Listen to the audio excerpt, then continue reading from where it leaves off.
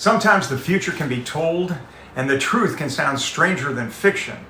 Well, today I'm going to share with you a tragic story with a series of twists and turns. But before we get started, if you're a fan of story time, you've come to the right place. So do us a favor and smash that like button, and don't forget to subscribe. But most importantly, grab a bowl of soggy chicken chips and let's get into it. November of 2006, Nintendo came out with a brand new gaming console called the Wii. And it was hugely popular. It was impossible to buy, sold out completely right away. I actually had one. Even by the following January, the game was still incredibly difficult to buy and usually went for several times its original retail price. It was nuts. People were going crazy, spending unbelievable sums of money to try and get their hands on the Wii. A Sacramento, California radio station, KDND, got hold of one of these coveted systems and decided they would give it away during an on-air promotion. The contest was going to be called Hold Your Wii for a Wii. And the premise of the contest was simple. The contestants would be given lots and lots of water, and the person who held his Wii the longest would win the Wii. Leading up to this contest, the radio station began promoting it really aggressively on air, and lots of people called in with concerns saying that drinking too much water can be deadly. The station brushed these concerns off and said they were aware of them. The contestants would be signing a waiver. They basically didn't really care. Well, on the morning of Friday, January 12th, 18 contestants showed up at the KDND radio station and they signed their waivers, although one of the contestants said the waiver only covered publicity issues, not health and safety concerns. One of the contestants was 28-year-old Jennifer Strange, who was a mother of three, and she was trying to win the Wii for her kids.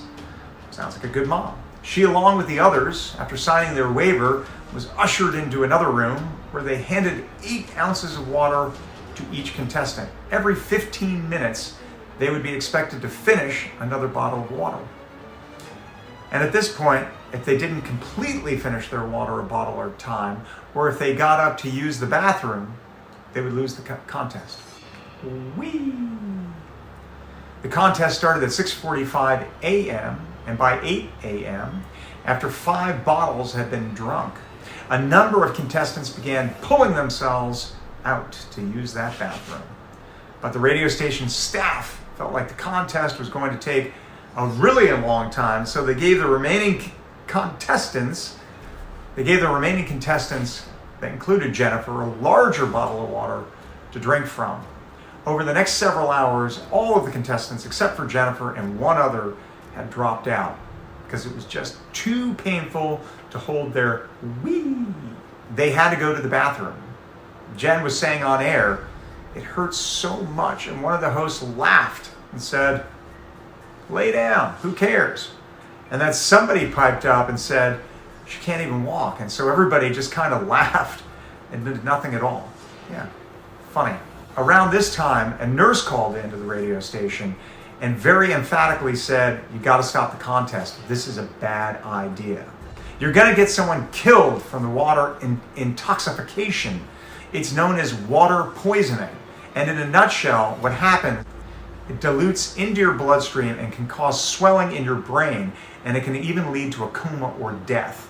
The host, after hearing this concern, turned and yelled to the remaining contestants, "Hey, is anybody dying in there?"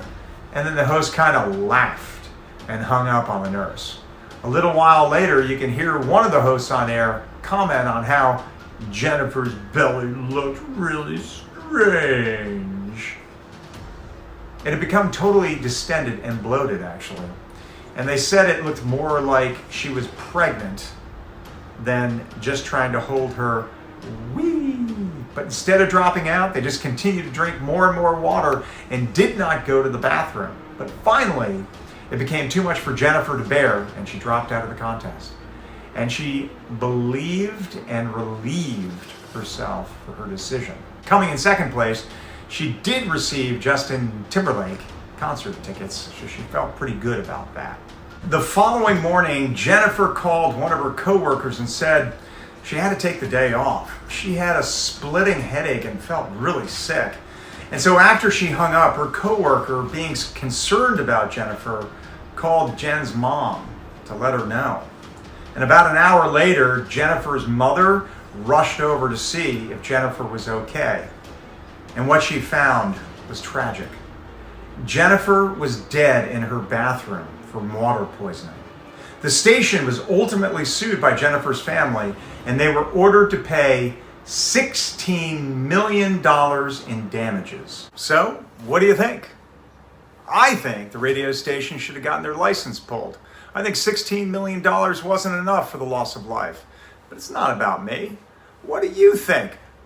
Comment down below. So if you like this story, smash that like button, subscribe. It's the best way for me to know if you're enjoying these stories.